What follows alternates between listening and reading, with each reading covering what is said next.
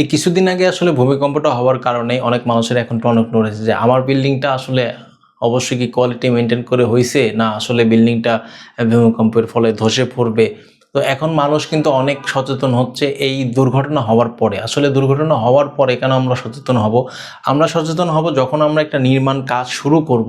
সেই নির্মাণ কাজ শুরু করার আগের থেকে যখন আমরা চিন্তা করব যে আমরা কোনো নির্মাণ কাজ করতেছি, তখন থেকে কিন্তু আমাদেরকে সচেতনভাবে একটা নির্দিষ্ট নিয়ম নীতি মেনটেন করে কিন্তু আমাদের একটা কনস্ট্রাকশন শুরু করা উচিত এবং সেভাবে কোয়ালিটি মেনটেন করে আমাদের সেই কনস্ট্রাকশনটা শেষ করা উচিত।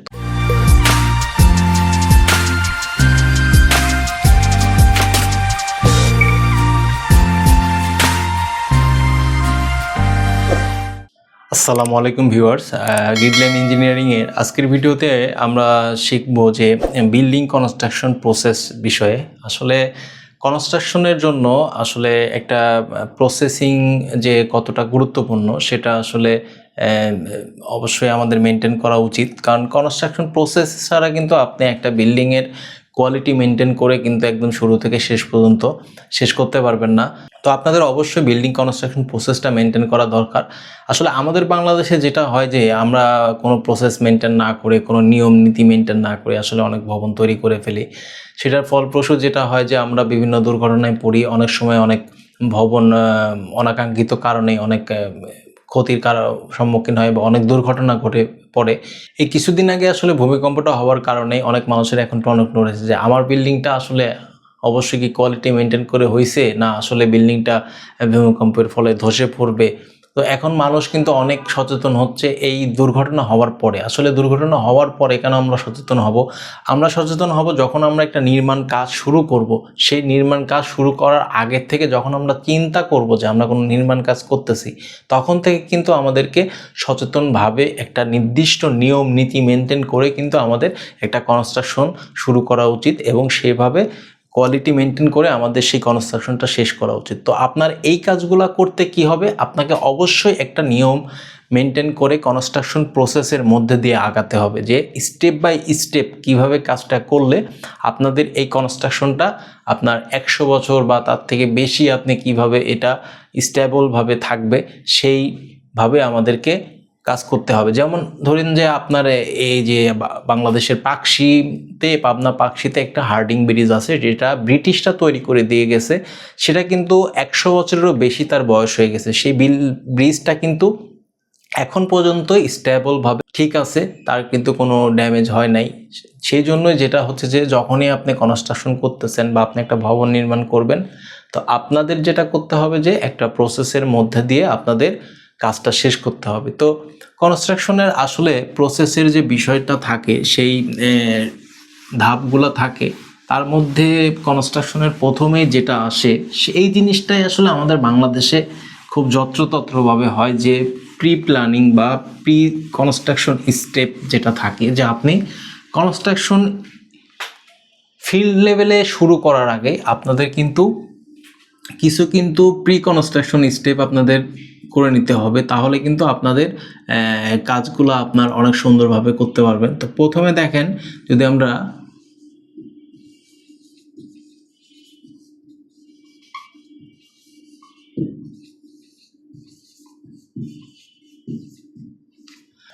প্রি কনস্ট্রাকশনের বিষয়টার ক্ষেত্রে যেটা আমাদের করতে হবে, যে কনস্ট্রাকশনের পূর্বেই যে কাজগুলো করা হয় সেটাই প্রি কনস্ট্রাকশনিং স্টেপ।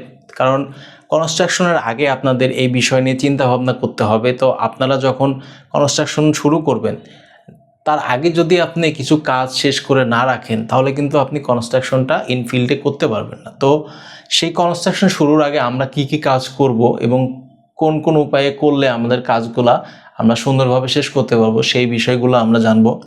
তো প্রথমে যে বিষয়টা আসে, যে আপনি কনস্ট্রাকশন করবেন, তো আপনার এটার জন্য যে আপনার কি দরকার হবে, অবশ্যই একটা জমির উপরে, একটা ল্যান্ডের উপরে কিন্তু আপনাকে কনস্ট্রাকশন করতে হবে। এখন আপনি যে ধরনের ভবনই তৈরি করেন, সেখানে আপনার বাসা বাড়ি হইতে পারে, একটা স্কুল হইতে পারে, একটা মাদ্রাসা হইতে পারে, একটা হসপিটাল হইতে পারে। তো এর জন্য যেটা হয় যে আপনার সেই ভবনটা নির্মাণ করার জন্য, সেই ক্যাটাগরির ভবনটা নির্মাণ করার জন্য সেই জায়গাটা, সেই জমিটা উপযুক্ত কিনা, তো এই বিষয়গুলো আপনাদেরকে চিন্তা করতে হবে এবং এই বিষয়টা আপনাদেরকে ফিজিক্যালি আপনার মাঠ পর্যায়ে আপনাদের পর্যবেক্ষণ করে দেখতে হবে। এবং এটা অবশ্যই যারা টেকনিক্যালি কাজ করে, যারা ভবন নির্মাণ কাজের সাথে সম্পৃক্ত আছে তাদেরকে নিয়ে করতে হবে। আপনি একা মানুষ, আপনি কাজ করতেছেন, ধরেন একটা মসজিদ কমিটি, একটা মাদ্রাসা কমিটি, একটা স্কুল কমিটি বা একটা ইন্ডিভিজুয়ালি যারা বাসার মালিক আছেন, তারা কিন্তু আসলে টেকনিক্যাল নলেজ অতটা থাকে না। তারা চিন্তা করতেছে যে আমার একটা জমি আছে, আমি বাড়ি করব, তো ওই জমিতে আমি বাড়ি করব। এখন এটা তো টেকনিক্যাল দিক থেকে সেটা সুইটেবল নাও হইতে পারে, একটা স্কুলের জন্য সুইটেবল নাও হইতে পারে, একটা হসপিটালের জন্য সুইটেবল নাও হইতে পারে। তো তাদের সাথে একটা কমিটি গঠন করে কিন্তু আপনারা সেই জমিটা আপনারা সিলেকশন করবেন বা প্রাইমারি একটা সিলেকশন করে ফেলতে হবে। তো প্রথমে যেটা আসে সেটা হচ্ছে যে প্রি কনস্ট্রাকশনের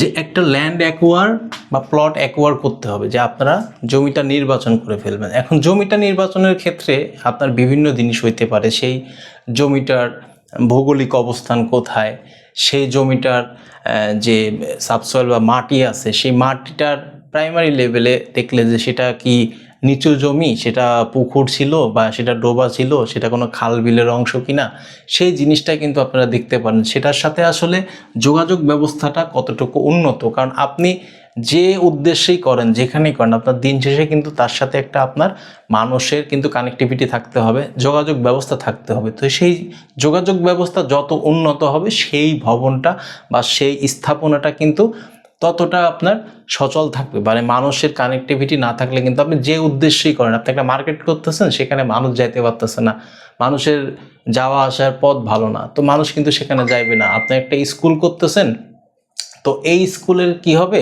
আপনার বাচ্চা কাচ্চা সেখানে যাইতে পারবে না। তো এই বিষয়গুলো কিন্তু আপনাদেরকে চিন্তা করে কিন্তু জমিটা সিলেকশন করতে হবে। তো এখন আপনারা যেটা হচ্ছে যে আপনার ধরেন জমি সিলেকশনের কাজ হয়ে গেল, আপনারা সিলেকশন করে ফেললেন। এখন জমি সিলেকশনের পরে কি করবেন, এখন এই জমিটাতে কি ধরনের আপনারা ভবন তৈরি করবেন সেই চিন্তা ভাবনা তো অবশ্যই একটা মালিকের বা একটা কমিটির মাথার মধ্যে থাকবে, যে আমি একটা এখানে বাড়ি করব, আমি একটা এখানে স্কুল কলেজ হসপিটাল যেটাই করব, তাদের কিন্তু চিন্তা থাকবে। সেই চিন্তা নিয়ে তারা প্রথমে জমিটা নির্বাচন করেছেন। এখন এই জমি নির্বাচনের পরে যেটা করতে হবে, এখন কোনো জায়গায় যেটা হয় যে একজন ইন্ডিভিজুয়ালি, যেমন একজন মালিক, ধরেন একটা জমির মালিক তো আর ইঞ্জিনিয়ার না, বা একটা স্কুল কমিটির মানুষ সেখানে কিন্তু ইঞ্জিনিয়ার না, একটা হসপিটাল হয়তো বড় বড় যারা প্রতিষ্ঠান তাদের কিন্তু একটা টেকনিক্যাল টিম থাকে, যে যারা এই ভবন নির্মাণ সম্পর্কিত কাজগুলো করে থাকে, তাদের একটা ইঞ্জিনিয়ারিং ডিপার্টমেন্ট থাকে, তারা এই কাজগুলো করে থাকে। তো এই রকম যাদের নাই, তো তারা কি করতে হবে, তারা হচ্ছে একটা টেকনিক্যাল টিমের হেল্প নেবে।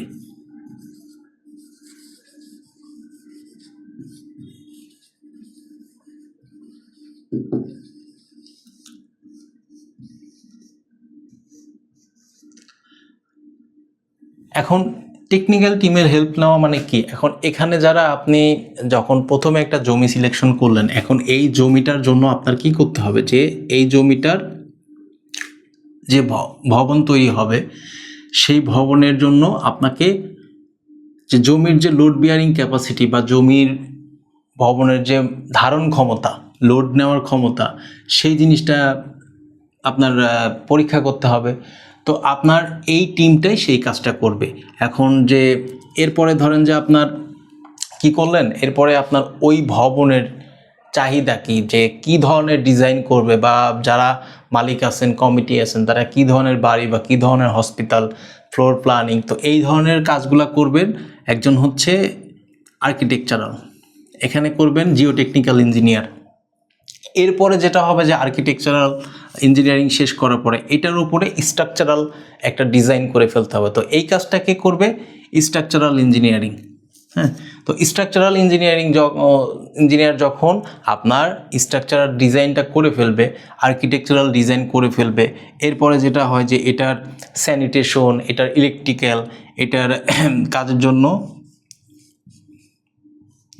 এখানে 3টা ডিপার্টমেন্ট কাজ করে। এই ডিপার্টমেন্টটার যেটা হচ্ছে এমইপি, মেকানিক্যাল, ইলেকট্রিক্যাল এবং প্লাম্বিং। তো এই এমইপি ডিজাইনটা আপনারা করে ফেলতে হবে। তো এই টেকনিক্যাল টিমটাই কিন্তু আপনাদের এই কাজগুলা টোটাল কাজটাই কিন্তু আপনাদেরকে করে দিবে। তো এই জন্যই আপনাদের একটা অভিজ্ঞ, এখন একজন আর্কিটেকচার বলতেই তো আর্কিটেকচারাল ইঞ্জিনিয়ার হয়ে যায় না, এখন তাদের একটা মিনিমাম একটা এক্সপিরিয়েন্স থাকতে হবে। প্র্যাকটিক্যালি একটা জিওটেকনিক্যাল ইঞ্জিনিয়ার তাদেরও একটা মিনিমাম এক্সপিরিয়েন্স থাকতে হবে, একজন স্ট্রাকচারাল ইঞ্জিনিয়ার তারও একটা মিনিমাম এক্সপিরিয়েন্স থাকতে হবে। আপনারা খুঁজে খুঁজে ওই ধরনের অভিজ্ঞতা সম্পন্ন মানুষকে সিলেকশন করবেন, যে তারা যেন আপনার কাজটা খুবই সুন্দরভাবে করে দিতে পারে এবং সব ধরনের রুলস রেগুলেশন মেনটেন করে।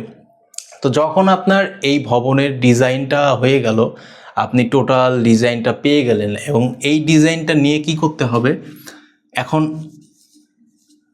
আমাদের বাংলাদেশে যেটা হয় যে ভবন, জমি আমার, জায়গা আমার, টাকা আমার, সম্পদ সব কিছু আমার, আমি কেন মানুষের থেকে এটার জন্য আমি কেন পারমিশন নিতে যাব। তো এই পারমিশনটা অবশ্যই নিতে হবে।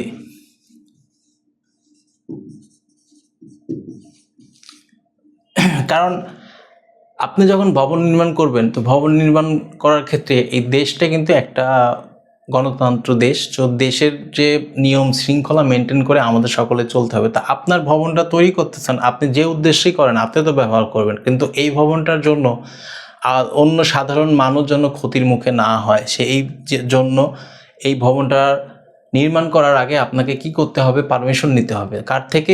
এই যে যে অঞ্চল হইতে পারে, সেটা একটা বিভাগীয় শহর হইতে পারে, ধরেন ডিভিশনাল শহর হইতে পারে, সেটা ডিস্ট্রিক্ট শহর হইতে পারে, সেটা হচ্ছে আপনার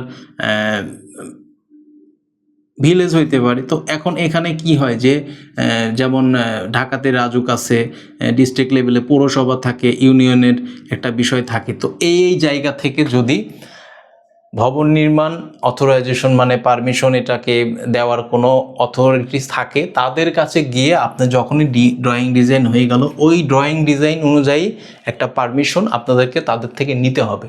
কারণ নেওয়ার পর কিন্তু আপনারা তখন কাজ শুরু করতে পারেন। যখন তারা অথরাইজ করে দিবে তখনই কিন্তু আপনারা আপনার ফিল্ড লেভেলে আপনার ভবন নির্মাণের কাজটা শুরু করতে পারবেন। আদারওয়াইজ কিন্তু আপনারা পারবেন না। হয়তো বাংলাদেশে এখন এই জিনিসটা প্রচলিত হয়ে গেছে, যার যেরকম ইচ্ছা সে করে ফেলতেছে। আসলে এই জিনিসটা উচিত না, কারণ আপনি আপনার মতো করে ফেললেন, আপনার জন্য কিন্তু অন্য একটা মানুষ কিন্তু ক্ষতির সম্মুখীন হতে পারে।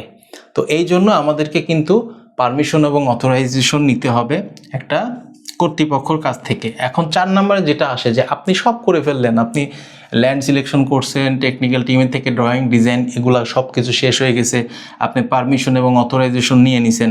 এখন 4 নম্বরে যে বিষয়টা হবে, এখন আপনি ধরুন সব কিছু করে ফেলতেছেন, এখন আপনার তো এই ভবনটা নির্মাণের জন্য আপনার একটা নির্দিষ্ট পরিমাণের ফান্ডিং দরকার আছে, মানে অর্থের দরকার আছে। তো সেই অর্থটা আপনার কতটুকু দরকার হবে এই ভবনটা নির্মাণ করার জন্য, সেই জন্য কি করতে হবে আপনার এই ডিজাইনটার এগেইনস্টে, এই যে ড্রয়িং ডিজাইনটা করা হয়েছে এইখান থেকে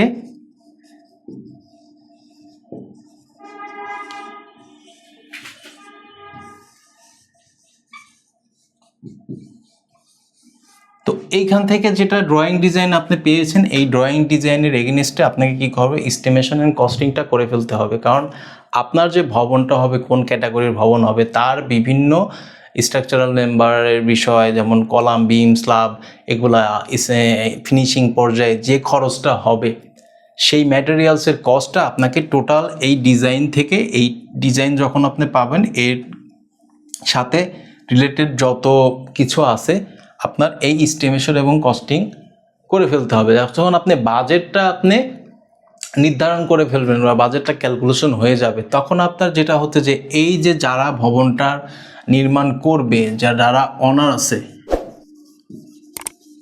এই অনারের কাছে নির্দিষ্ট পরিমাণের ফান্ড আছে কিনা, যে নির্দিষ্ট পরিমাণের ফান্ড থাকা অবস্থায় যেন কাজটা শুরু করে। এখন ধরেন আপনার একটা 5 তলা বাড়ি করবেন, এখন 5 তলাতে আপনার পার ফ্লোরে ধরেন টোটাল আপনার কাছে ধরেন 50 লাখ টাকা যদি থাকে,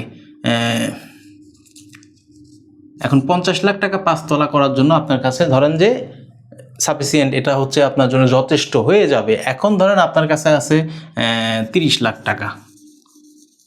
এখন এই 30 লাখ টাকাতে কিন্তু আপনি 5 তলার কাজ শেষ করতে পারবেন না। তখন আপনি কি করতে হবে, তা আপনি প্রথমে 3 তলা পর্যন্ত করে ফেলেন, 3 তলা শেষ করে এর উপরে পরে এক্সটেনশনের জন্য আপনি সেই রকমের ধরনের মেম্বার্স রেখে দেন। তো আপনি পরে কিন্তু কাজটা করতে পারবেন। এখন ধরেন আপনি 5 তলার পুরা স্ট্রাকচারের কাজ করে ফেলছেন। এখন 5 তলা যখন স্ট্রাকচারের কাজ করবেন, এই কাজটার ফিনিশিং করে শেষ করতে কিন্তু আপনি 30 লাখ টাকার মধ্যে কমপ্লিট করতে পারবেন না। তখন আপনাকে কি করতে হবে, কাজটা পড়ে থাকলো। এখন যদি আপনি চান যে না আমার এই 5 তলা কাজের 1 2 3 তলা আপনি করে ফেলবেন, এখন 3 তলা করে ফেলতেছেন, 3 তলা করে ফেলার পরে আবার এখানে কলাম এক্সটেনশন করে রাখলেন, এরপরে থেকে আপনি কাজটা পরের ফ্লোর করতে পারবেন যখন আপনার হাতে ফান্ডিংটা চলে আসলো। তো এই জন্য আপনার বাজেট এস্টিমেশন, কস্টিংটা কিন্তু অত্যন্ত গুরুত্বপূর্ণ একটা বিষয় কনস্ট্রাকশনের ক্ষেত্রে। তো আমাদের অবশ্যই ড্রয়িং ডিজাইন হয়ে গেলে আমাদেরকে এই বাজেট এবং কস্ট এস্টিমেশনটা করতে হবে। বাজেট কস্ট এস্টিমেশন যখন হয়ে গেল, ধরেন আপনার কাছে সাফিসিয়েন্ট ফান্ডিং আছে আপনার এই ভবন বা আপনার এই নির্মাণটা শেষ করার জন্য, তখন আপনার কি করতে হবে, আপনার এই যে নির্মাণ কাজটা ফিজিক্যালি করার জন্য আপনার কি করতে হবে, আপনার একটা টিম তৈরি করতে হবে, আপনার কনস্ট্রাকশন টিম তৈরি করতে হবে। একজন বিল্ডার যারা আছে, যারা বিল্ড করে, কোনো ডেভেলপার, যদি আপনি এরকম কাউকে দিয়ে দিলেন, বা আপনি যদি নিজে যদি করেন, ইন্ডিভিজুয়ালি করেন, তো আপনার তো কোনো নির্দিষ্ট টিম নাই ডিজাইন মানে ডেভেলপ করার জন্য। তো আপনাকে তখন কি করতে হবে, থার্ড পার্টি একটা বিল্ডারকে খুঁজতে হবে। তো বিল্ডার বা কন্ট্রাক্টর যেটাই বলেন,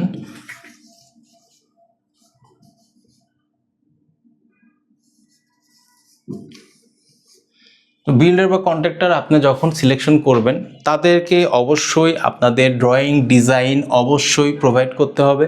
তারা যেন আপনার ড্রয়িং ডিজাইন দেখে এখানে কি ধরনের কাজ হবে, এখন কি কোয়ালিটি আপনি কাজ চান, সেই বিষয়গুলো দেখে আপনাকে একটা রেট কোটেশন প্রোভাইড করে। এখন এই রেট কোটেশনটা সে কখন প্রোভাইড করতে পারবে, যখন তার এই ড্রয়িং ডিজাইন যখন দিছিল, টেকনিক্যাল টিম যখন আপনাকে ড্রয়িং ডিজাইন দিয়েছে, তখন ওই ড্রয়িং ডিজাইনের দেখে তারা কিন্তু এই বিল্ডার কি করবে, একটা আপনাকে রেট কোটেশন সাবমিশন করবে যে আপনার এই কনস্ট্রাকশনটা কমপ্লিট করার জন্য আমার এই রেটের প্রয়োজন হবে। তো ওই রেটটা ধরে এখন আপনার যে টেকনিক্যাল টিম তৈরি করবেন, তো নিজের যে টেকনিক্যাল টিম থাকবে, তো এই টেকনিক্যাল টিম করবে এখন এই রেটটা ঠিক আছে কিনা, তারা এই কাজটা করতে আসলে কতটুকু লেবার কস্ট যাবে সেই জিনিসটা ক্যালকুলেশন করে, এখন এই দুইটা রেট, তা এদের একটা রেট এবং এই একটা রেট, এখন দুইটা রেটের মধ্যে যদি সামঞ্জস্য থাকে যে সে 180 টাকা দিছে, এখন এরা ক্যালকুলেশন করেও 180 টাকার মতোই পাইছে, তো তাহলে দেখা যাচ্ছে না আপনি তখন এই বিল্ডারকে কিন্তু আপনি আপনার কনস্ট্রাকশনটা করার জন্য অ্যাপয়েন্ট করতে পারেন। তো এখন যদি অনেক বেশি চায় এই বিল্ডার, তখন আপনি আদার্স একটা বিল্ডার বা কন্ট্রাক্টর দেখবেন।